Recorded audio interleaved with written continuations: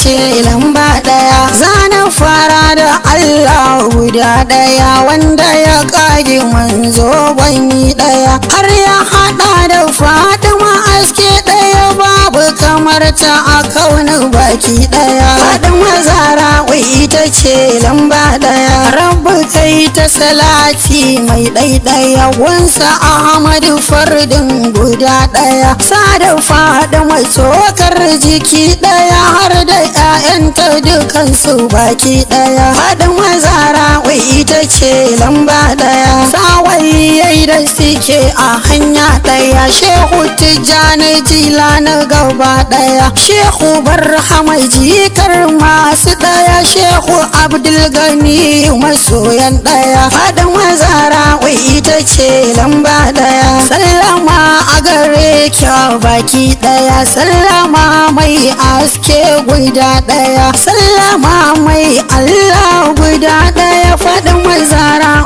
ke ce sirri ɗaya. Fatima Zahra ita ce lamba ɗaya. Zanin fara yabo mai ɗaya ɗaya, wanta Fatima mai asali ɗaya, wacce Rabbi ya baiwa komai ɗaya. Fatima Zahra mai gaskiya ɗaya. Fatima Zahra ita ce lamba ɗaya. Inda Fatima ba mai isa ɗaya, ko a mulki ba mai sarauta ɗaya. Kaf halitta ita ce guda ɗaya, sai ilahu da ya yi mata gaba ɗaya. Fatima Zahra ita ce lamba ɗaya. Wanda ya so ku yana a hanya ɗaya, in ya yabe ki yana a tsani ɗaya, har da 'ya'yanki masu kama